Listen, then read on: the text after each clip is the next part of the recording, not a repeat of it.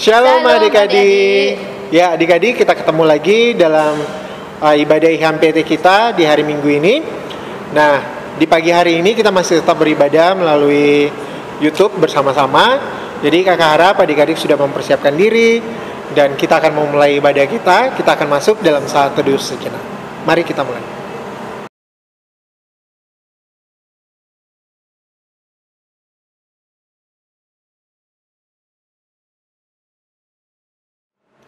Saat teduh selesai, mari kita sama-sama adik-adik mengangkat pujian buat Tuhan dari Kidung Muda-Mudi 33, Terpujilah Allah.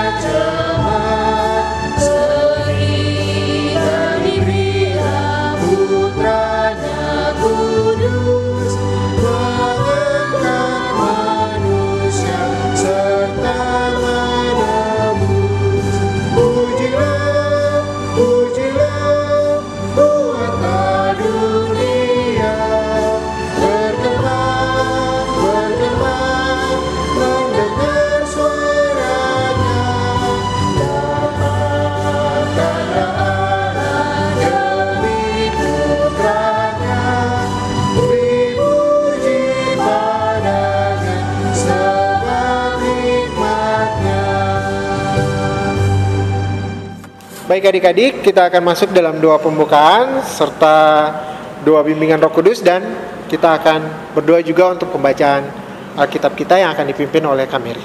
Mari adik-adik kita menghadap Tuhan dalam doa. Tuhan Yesus, terima kasih atas waktu dan kesempatan yang Engkau sudah berikan kepada kami pada pagi hari ini. Saat ini ya Tuhan, kami mohon pertolongan-Mu, Engkau mau jaga pelihara kami di sepanjang ibadah kami berlangsung. Biarlah Roh-Mu yang kudus yang memimpin ibadah ini Tuhan. Ya Bapa yang dalam surga, ketika kami akan membaca firman-Mu, biarlah Roh-Mu yang kudus menguasai hati pikiran kami, sehingga firman-Mu itu boleh tinggal dan diam di dalam hati kami masing-masing, sehingga kami dapat melakukannya dalam kehidupan kami setiap hari. Terima kasih banyak ya Bapa, pimpinlah ibadah kami ini dari awal, pertengahan, sampai selesai. Terima kasih banyak Tuhan Yesus, haleluya, amin. Ya baik adik-adik, sebelum kita membaca firman Tuhan, kita akan menyanyi dari Gita Bakti 68, Haruslah Yesus sepenuhnya.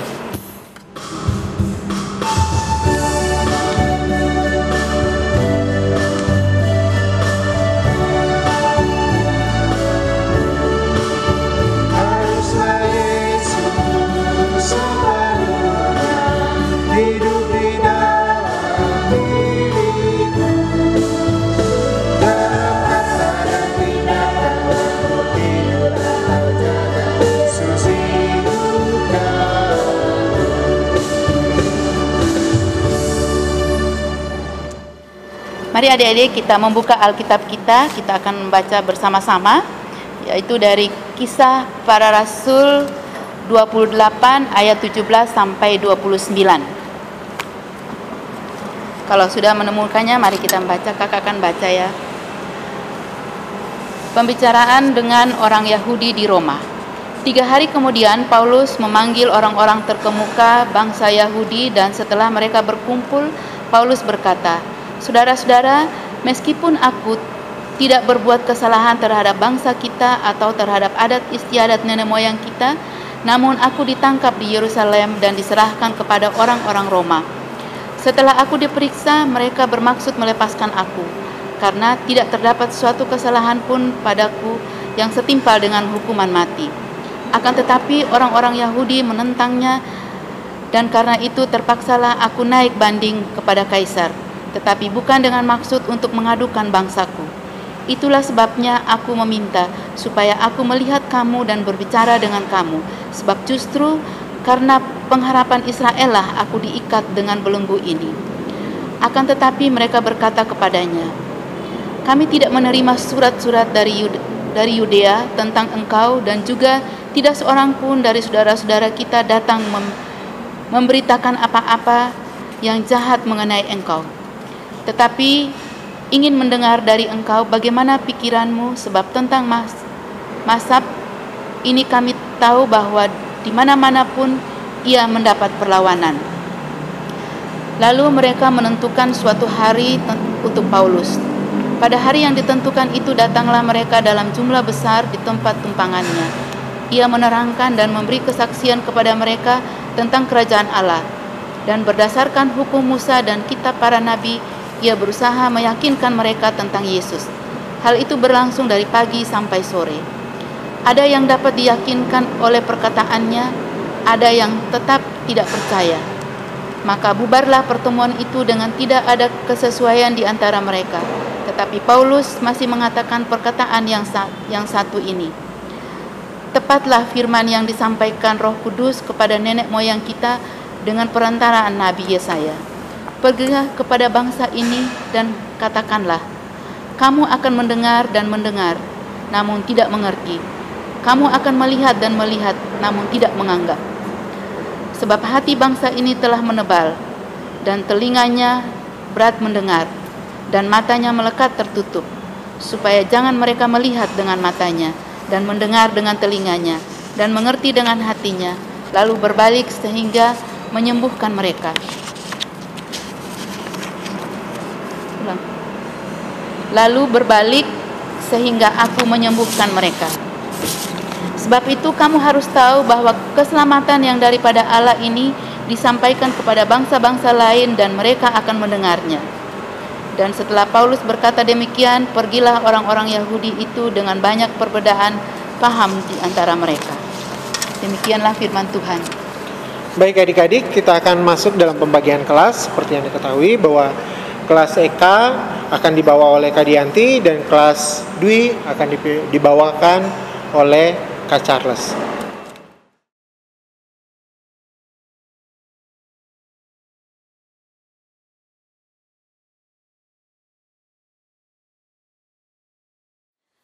Selamat pagi adik-adik. Kakak senang sekali bisa menyapa adik-adik di pagi hari ini melalui pemberitaan firman yang disampaikan pada pagi hari ini Minggu tanggal 16 Agustus 2020.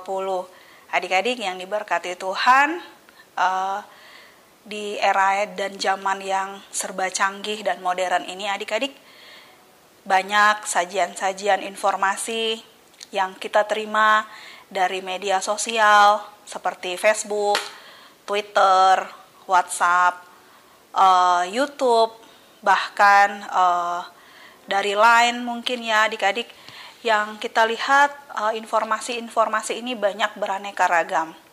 Dan di balik semua macam suguhan yang ditampilkan, ada beberapa informasi-informasi yang nyatanya adalah informasi-informasi yang tidak benar atau yang disebut dengan hoax ya adik-adik ya. Sadar atau tidak adik-adik, kadang-kadang kita lebih tertarik kepada berita-berita yang sedang viral. Contohnya beberapa kisah-kisah dari para haters yang sampai membuat warganet gergetan ya. Adik-adik bisa mungkin melihat tayangan beberapa waktu yang lalu, ada anak dari seorang artis public figure yang terkenal di Indonesia. Dia sempat dikata-katai kasar dan mendapatkan tuduhan-tuduhan yang tidak ia perbuat adik-adik. Dan konsekuensinya adalah ketika dicari kebenaran nama akun tersebut, ternyata yang menjadi haters adalah seorang anak kecil adik-adik.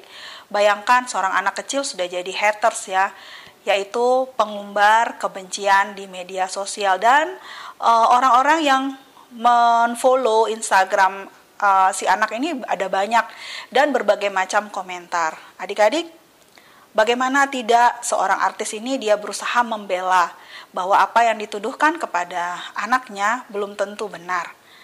Adik-adik yang diberkati Tuhan, lewat kisah yang sedang viral saat ini, bahwa ada begitu banyak haters, ternyata di zaman tokoh Alkitab yang kita baca hari ini, yaitu tentang kisahnya Rasul Paulus.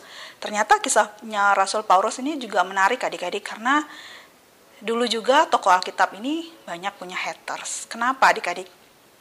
Karena Rasul Paulus sebelum dia menjadi saksi Kristus, dia adalah seorang salah satu keturunan bangsa Israel dari suku Benyamin.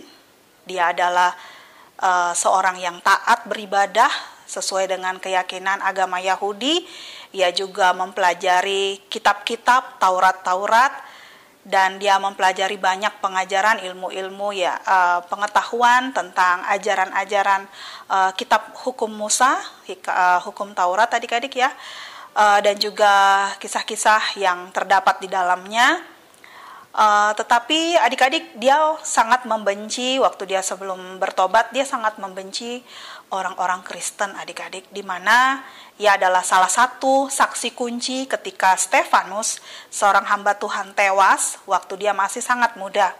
Dan juga Rasul Paulus, dia juga adalah seorang penganiaya, yaitu penyiksa orang-orang Kristen waktu masih merupakan jemaat mula-mula, waktu masih zamannya rasul-rasul yang bertugas, yaitu ke-12 murid Tuhan Yesus ya.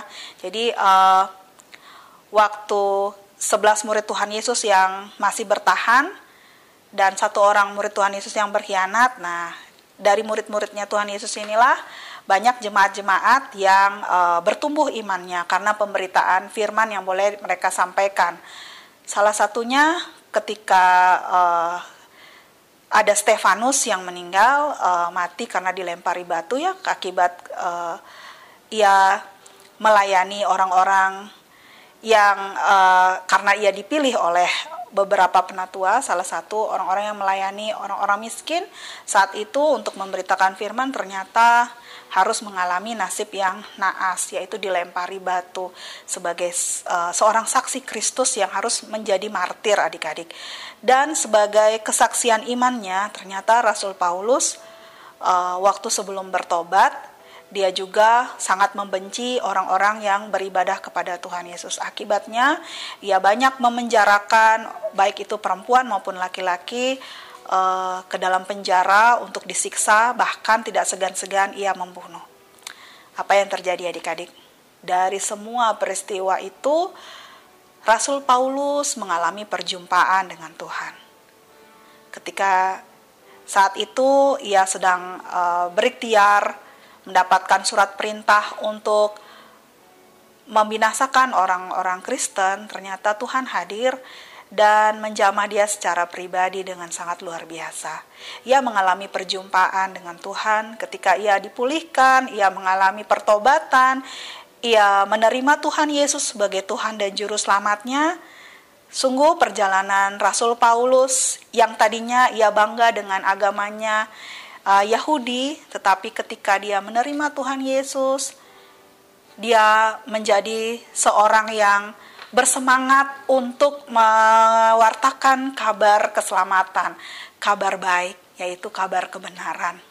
Adik-adik bisa lihat ya perbedaannya. Ketika Rasul Paulus telah berubah menjadi seorang saksi Kristus, dia benar-benar setia, dia benar-benar berani, dia benar-benar tidak takut terhadap apapun juga tantangan yang akan dia hadapi.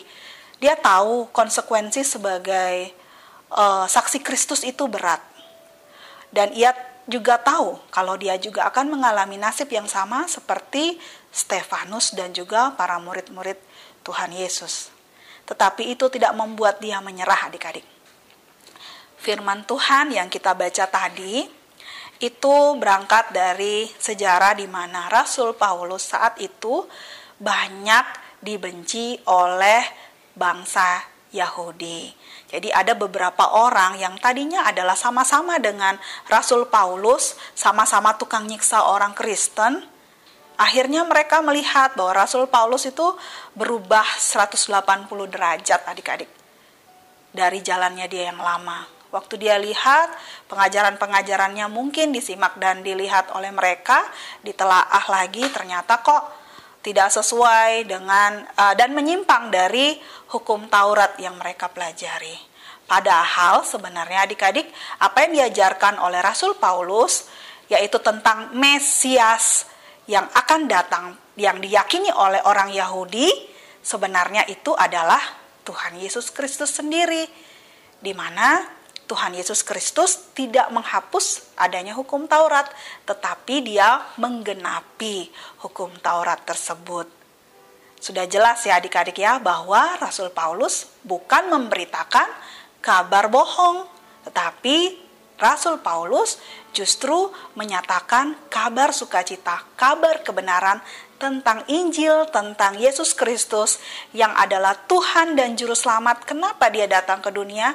Yaitu membawa keselamatan, membawa kemerdekaan untuk setiap orang percaya. Dari apa adik-adik?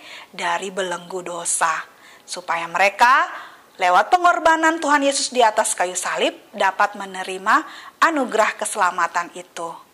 Tetapi adik-adik, sayang, banyak orang yang menerima, banyak juga yang menolak. Adik-adik bisa lihat ya, mereka menolak bukan karena apa adik-adik? Karena mata mereka, telinga mereka, mulut mereka tidak mau mendengar kebenaran. Mereka menjadi orang yang bebal adik-adik, yang tidak mau tahu tentang kebenaran. Karena mata hati mereka sudah tertutup, karena kekerasan hati mereka yang membuat mereka seperti itu. Nah, adik-adik yang diberkati Tuhan, melihat kondisi ini, Paulus dia berapi-api, berkobar, bersemangat untuk terus berjuang agar bangsa Yahudi bisa menerima kebenaran firman Tuhan, bisa menerima Tuhan Yesus sebagai Tuhan dan Juru Selamatnya. Karena menurut Rasul Paulus bahwa kerajaan Allah itu harus dinyatakan, harus diberitakan dan harus disampaikan. Sehingga orang Yahudi dapat menerima kabar keselamatan itu. Akibat dari pemberitaannya ini, adik-adik bisa lihat ya di ayat-ayat yang sebelumnya apa yang dialami oleh Rasul Paulus adik-adik. Rasul Paulus ditangkap oleh para haters yang membenci dia karena menganggap dia adalah seorang penista agama. Dianggap juga Rasul Paulus dia telah menodai bait Allah dengan membawa masuk orang-orang yang non-Yahudi, karena menurut orang-orang Yahudi ini mereka pantas untuk selamat dan orang lain yang non-Yahudi tidak pantas untuk diselamatkan. Adik-adik, hal inilah yang mau diluruskan, yang mau diklarifikasi oleh Rasul Paulus. Tetapi apa yang terjadi? Rasul Paulus malah dipenjara. Dia ditangkap lalu dipenjara adik-adik. Dimaksudkan supaya mungkin pemberitaan Paulus harus dihentikan sampai di situ. Tapi adik-adik lagi-lagi ya, karena segala sesuatunya akibat karya penyelamatan Tuhan Yesus di atas kayu salib, rencana Allah tidak dapat dibatalkan oleh manusia. Seperti kata firman Tuhan, dia bilang begini adik-adik, bahwa firman Tuhan yang sudah keluar itu tidak akan kembali dengan sia-sia. Itulah yang menjadi keyakinan Rasul Paulus. Kenapa dia berani adik-adik? Karena dia anggap bahwa apa yang ia lakukan itu adalah untuk Tuhan. Karena bagi dia mati itu juga keuntungan ya. Dan hidup harus menjadi buah kebenaran bagi sesamanya.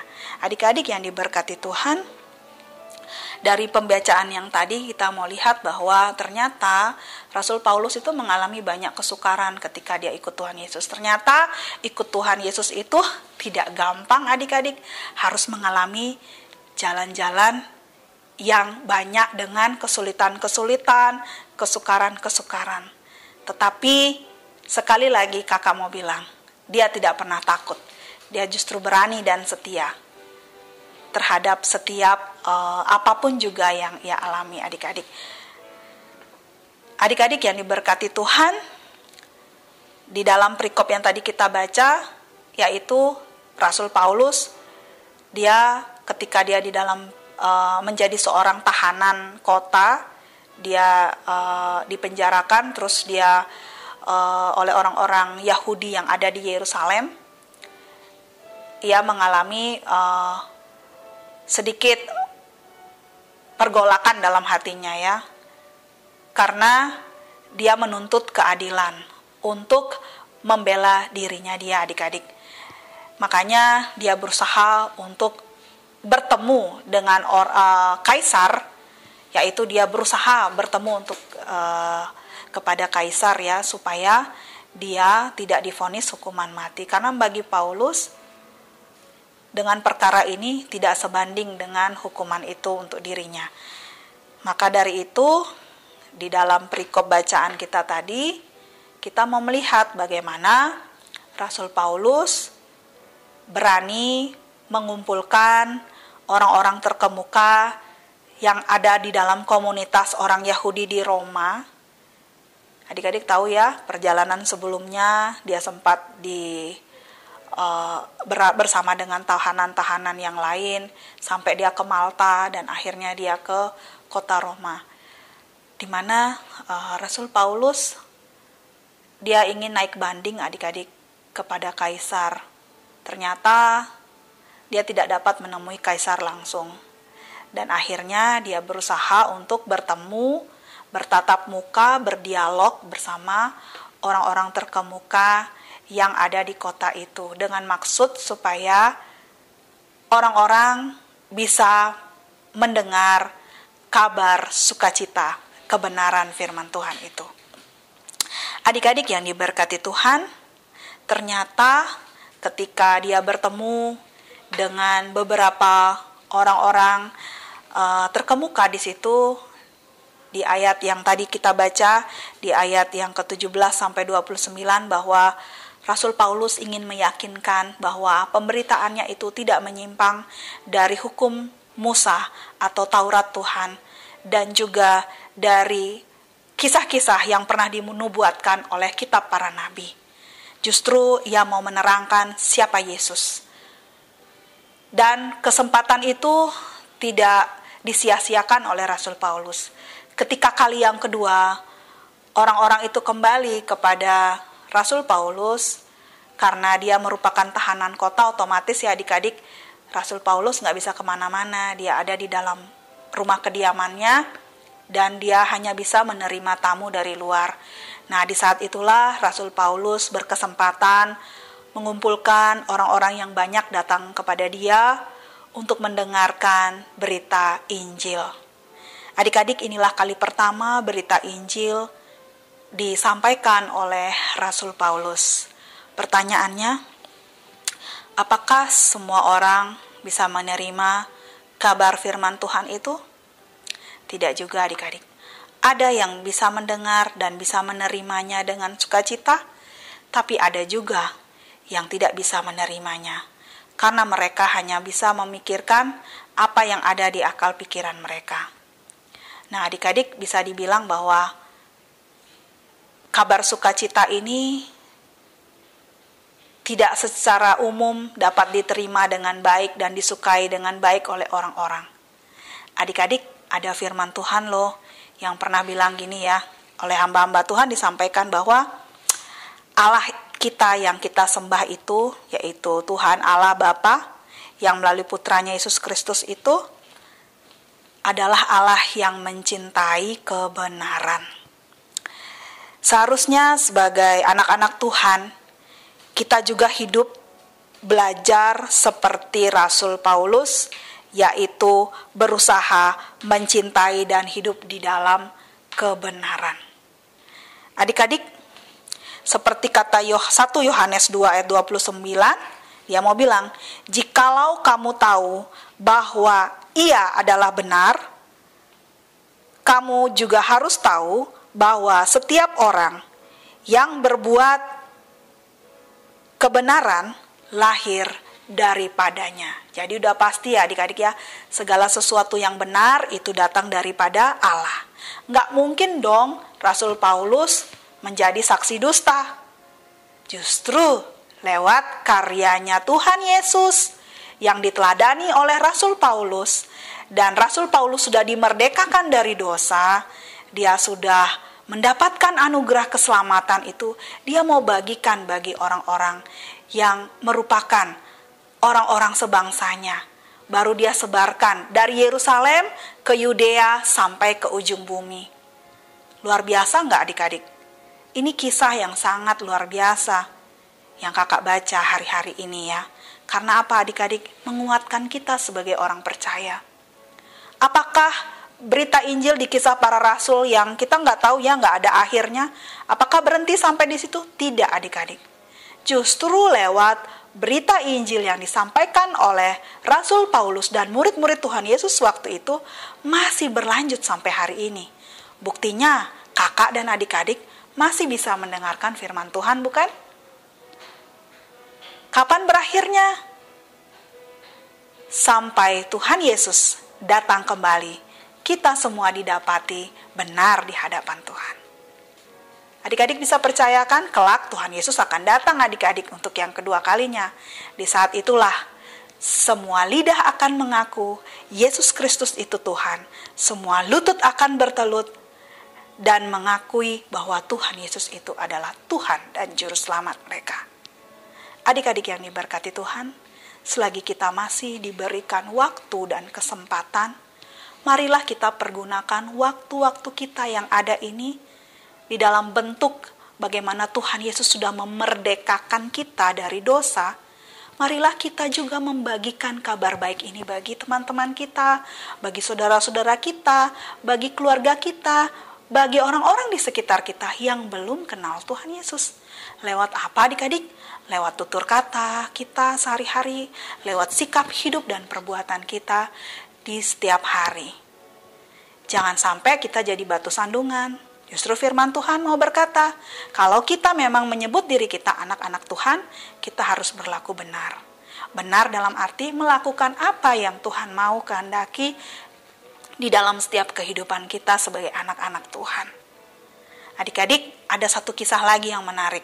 Adik-adik masih ingat ya, kisah Nabi Yunus, di mana Nabi Yunus waktu itu disuruh sama Tuhan untuk pergi ke kota Niniwe, menyatakan kebenaran firman, supaya orang-orang Niniwe bertobat.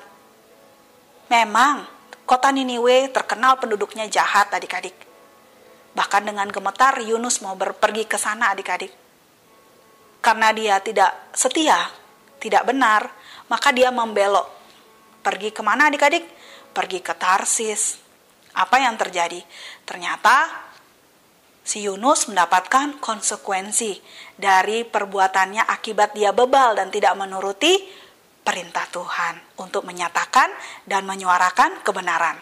Apa yang terjadi? Dia ditelan sama ikan besar adik-adik. Tetapi Tuhan memberi dia kesempatan kedua, yaitu dia hidup di dalam perut ikan selama 3 hari. Luar biasa nggak kisah ini? Luar biasa. Aneh tapi nyata adik-adik.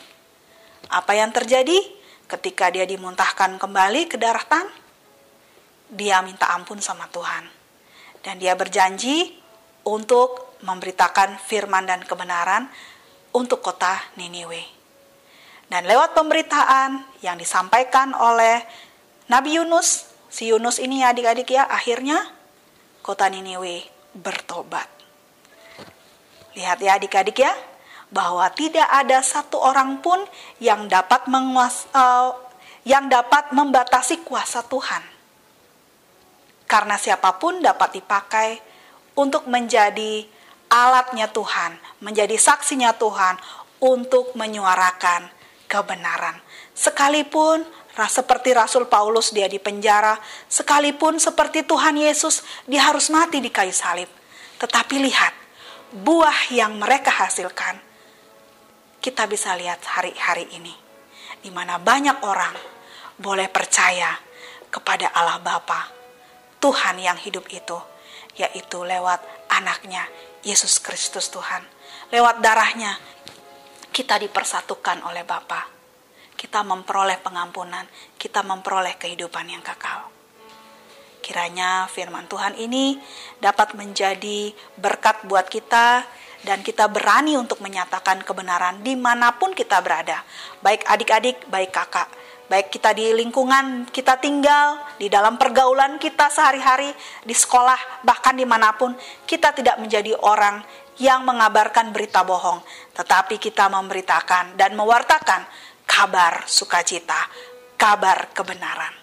Karena untuk itulah kita dipanggil adik-adik, untuk menjadi Kristus agar keselamatan yang daripada Allah dapat dirasakan oleh semua orang, bangsa-bangsa di penjuru bumi ini. Sekian kiranya firman Tuhan yang kakak sampaikan pada pagi hari ini, kiranya boleh memberkati kita sekalian. Tuhan Yesus memberkati. Amin.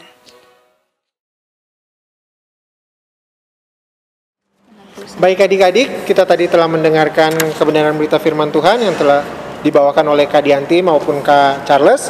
Kita akan sama-sama mengaminkan firman Tuhan dengan menyanyi dari Gita Bakti 61, Tuhan ajarkanlah kehendak-Mu.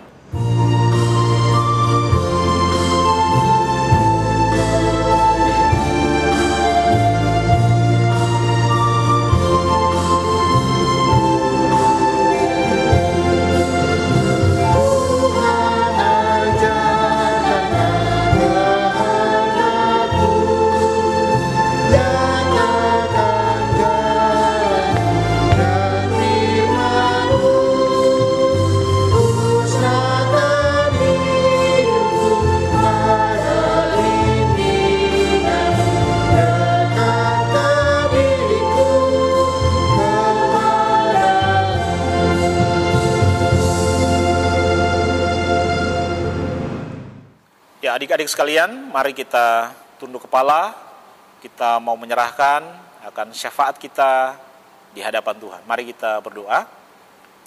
Kami bersyukur Tuhan, sebab karena kemurahan-Mu, kebaikan-Mu, kami masih sehat, kami masih kuat, kami percaya itu anugerah-Mu.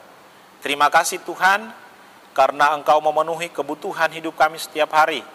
Makanan yang cukup, minuman yang cukup, tempat hidup yang layak, semua kami dapatkan bukan karena hasil usaha dan kerja keras kami, tetapi karena kemurahan-Mu ya Tuhan.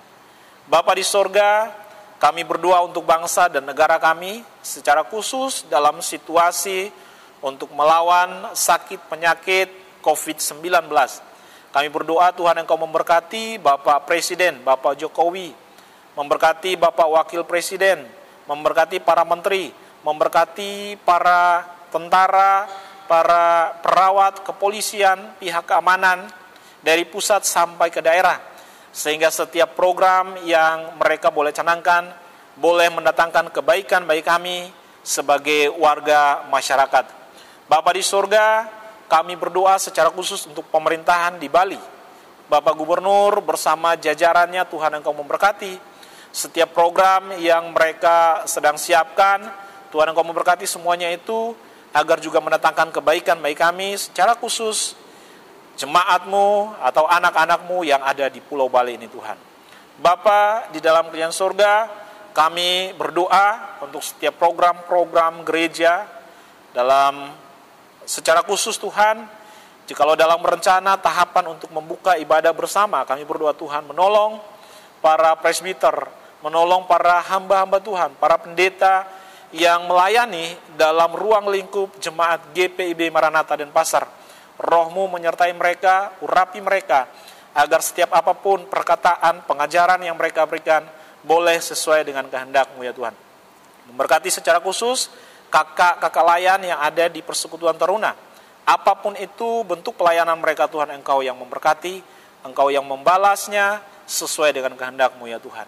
Kami berdoa secara khusus untuk ayah dan ibu, papa, mama kami, dalam kehidupan mereka setiap hari, dalam proses mereka bekerja untuk mencari nafkah, Engkau memberkati, sehingga lewat semuanya itu kami terpelihara di muka bumi ini, dan biarlah lewat sisa hidup kami dapat pakai itu untuk bersaksi tentang kemurahan, tentang kebaikan yang Engkau telah berikan kepada kami.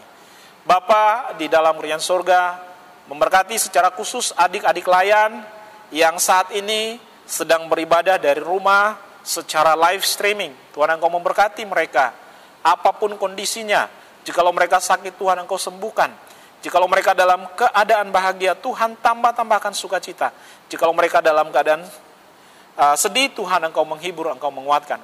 Secara khusus hamba berdoa, kami berdoa untuk mereka dalam proses kegiatan belajar mengajar mereka yang harus juga mereka lakukan dari rumah. Tuhan Engkau memberkati, hikmat, bijaksana dari Tuhan, semangat dan sukacita dari Tuhan memenuhi akan hati dan hidup mereka, supaya setiap tanggung jawab yang mereka berikan tidak hanya untuk diri mereka, tetapi sebagai bagian dari pertanggungjawaban hidup mereka untuk kemuliaan nama Tuhan. Tuhan Yesus memberkati akan semua pelayan di dalam kejemaatan GPIB Maranatha Denpasar. Apapun itu Tuhan, kondisi mereka Tuhan, Engkau yang Maha tahu. Bapa di sorga, terima kasih untuk setiap rahmat dan kebaikan-Mu yang telah kami nikmati. Terima kasih ya Tuhan, berdoa untuk adik-adik layan yang mungkin dalam keadaan karena ulang tahun, Tuhan Engkau juga yang terus pelihara, tuntun akan hidup mereka, langkah hidup mereka, sehingga masa depan terbaik mereka boleh dapatkan. Terima kasih ya Tuhan, semua doa kami hari ini, kami naikkan di dalam satu nama, di dalam nama Tuhan Yesus yang telah mengajar kami berdoa bersama-sama. Bapa kami yang di surga, dikuduskanlah nama-Mu, datanglah kerajaan-Mu, jadilah kehendak-Mu di bumi seperti di surga. Berikanlah kami pada hari ini makanan kami yang secukupnya, dan ampunilah kami akan kesalahan kami, seperti kami juga mengampuni orang yang bersalah kepada kami. Dan janganlah membawa kami ke dalam pencobaan, tetapi lepaskanlah kami daripada yang jahat. Karena Engkaulah yang punya kerajaan dan kuasa dan kemuliaan sampai selama-lamanya.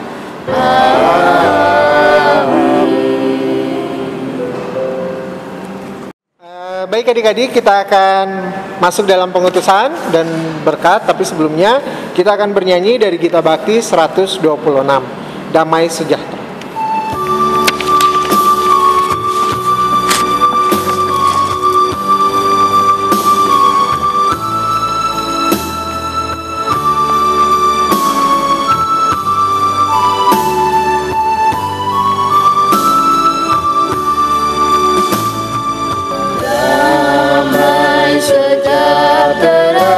Diberi Tuhan padaku, sungguh ku rasakan melimpah di hatiku. Kepada sesama harus ku beri, biar semua orang rasakan namanya.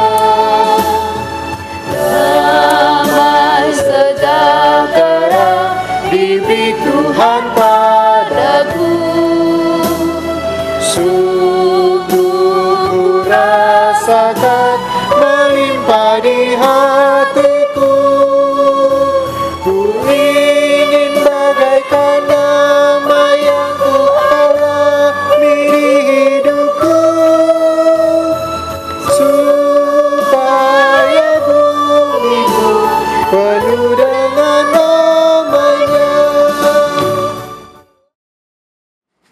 Mari adik-adik, arahkanlah hati dan pikiran kita kepada Tuhan serta terimalah berkat-Nya.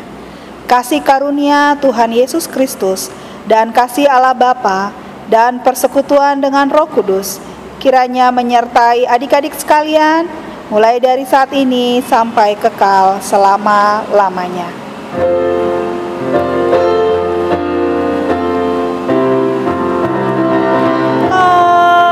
Amin. Amin. Amin. Amin. Amin. Baik adik-adik, ibadah kita pada pagi hari ini sudah selesai. Tapi kakak mau mengingatkan kembali bahwa tetap jaga kesehatan, terus rajin-rajin belajar di rumah, dan juga ingat rajin baca Alkitab dan IHMPT. Nah, untuk adik-adik nanti kita akan adakan pertemuan melalui Zoom yang akan kita sampaikan kapan waktunya. Nanti adik-adik dapat melihat di WA group yang sudah adik-adik ada di sana. Baik, terima kasih. Tuhan Yesus memberkati.